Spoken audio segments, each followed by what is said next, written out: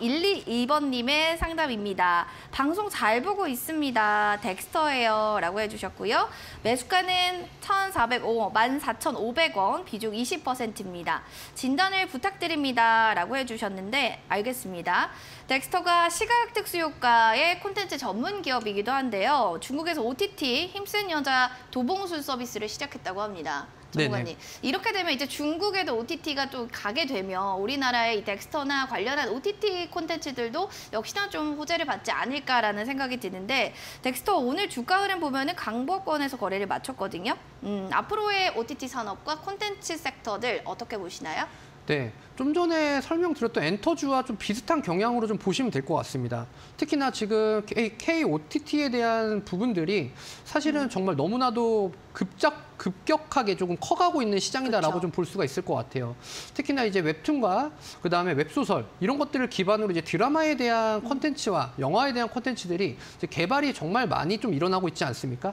뭐 그 시작은 뭐 오징어 게임 정도로 좀 보셔도 될 것 같아요. 그래서 정말 전 세계의 열풍을 가지고 왔고 특히나 그 다음 쪽으로는 뭐 이제 뭐 변호사 우영우를 또 거론을 할 수 있을 것 같고 그다음에 이번에 이제 재벌집 막내 아들 뭐 이런 식으로 해서 지금 계속해서 좀 정말 좀 큰 폭으로 좀 가고 있습니다. 그러다 보니까 외국계에서 이제 투자에 대한 부분들도 좀 많이 일어나고 있는 상황이다라고 좀 해석을 할 수 있을 것 같아요. 그래서 덱스터 같은 경우에는 섹터에 대한 부분이나 이런 것들을 사실은 정말 좋은 그런 메리트를 좀 가지고 있다라고 좀 생각은 하셔도 될 것 같습니다.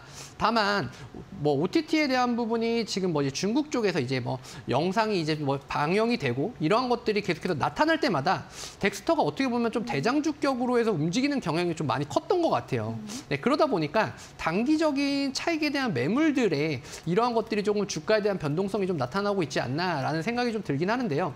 사실 이러한 것들은 조금은 시간이 지나면 좀 해소가 될 것이다라고 좀 보여집니다. 그래서 이러한 급등락을 계속해서 오가고 있고 진행이 되고 있기는 하지만 결국에는 차후 덱스터 같은 경우에는 섹터에 대한 그러한 호재적인 이슈 그리고 이제 기업이 가지고 있는 호재적인 이슈로 인해서 주가에 대한 부분이 어느 정도 안정적인 흐름으로 우상향할 것이다라고 좀 보여집니다. 그래서 단기간에 내가 이 뭐 급등에 대한 부분, 뭐 그다음에 중국에 대한 부분, 그다음에 뭐 시진핑 쪽에서 이제 뭐 얘기를 하는 그런 부분들이 나타나서 급등을 한다라고 하면 단기간에 뭔가 좀 따라잡으려고 하는 생각은 하지는 마시고요.